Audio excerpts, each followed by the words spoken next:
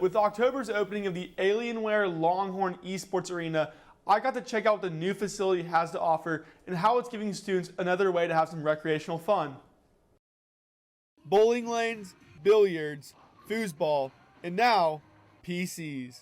The latest age of recreation has reached UT's campus. Both students as well as non-students, they come into the underground for the first time since the arena's open, and it's like, wow, the mothership is here. In mid-October, the university opened up their new Alienware Longhorn Esports Arena, a new facility for video game lovers to share and exercise their passion.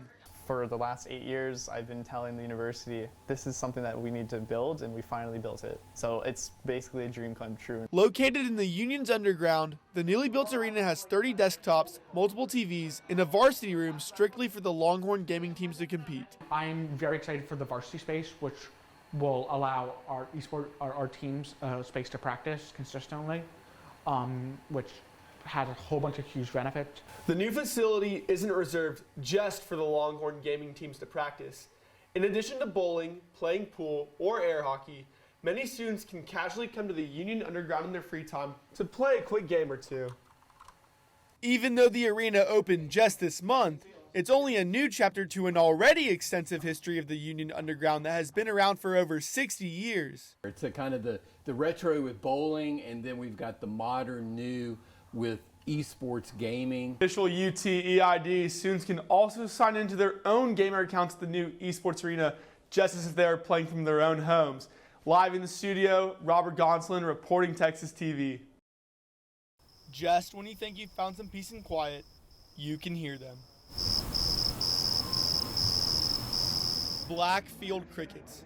There's something Austin area residents aren't used to noticing. They kind of look at it as a mini plague. They're like, I am totally inundated with crickets. They're everywhere.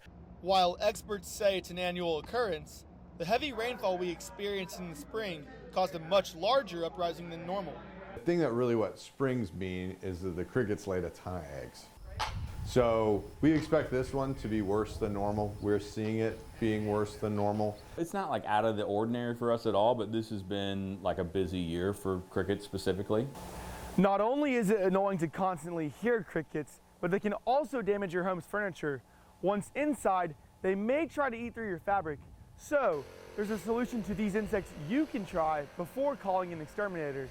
The experts say if you want to keep the bugs away, avoid using ultraviolet lights or keep them turned off at night, especially for commercial buildings. Usually residential homeowners aren't leaving lights on to the extent that commercial is. In Austin, Robert Gonsoulin, reporting Texas TV. Through a range of performing and literary arts, I got to see students come together and put on a fun show full of high energy and spirit. A goal that the AACC had in mind during the event: show newcomers what it represents.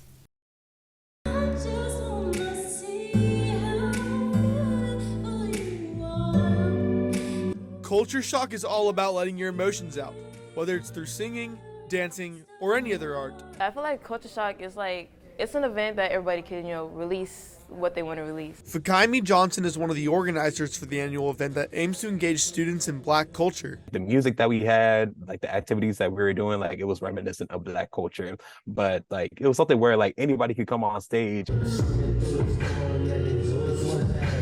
The idea is to encourage more cultural diversity on UT's campus, especially since Black students make up just 5% of the student population. Mainly through spreading our image throughout campus, because we try to rep Black culture as much as possible. Especially the type of acts that they bring on, it just elicits the opportunity to ask questions, to learn more. The show's 5 acts included 2 singers, a rapper who reflected on his personal life, a poet, and a Christian singing group.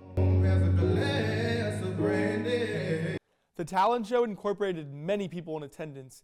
In between performances, the hosts invited audience members on stage to engage in some fun competitions like dancing and a game of Finish the Lyrics. The committee hopes to boost their membership by fostering a fun and inclusive environment. We want to get people engaged as much as possible, even though we had talent. We're always just thinking of ways to include people in the show. In Austin, Robert Gonsoulin, reporting Texas TV.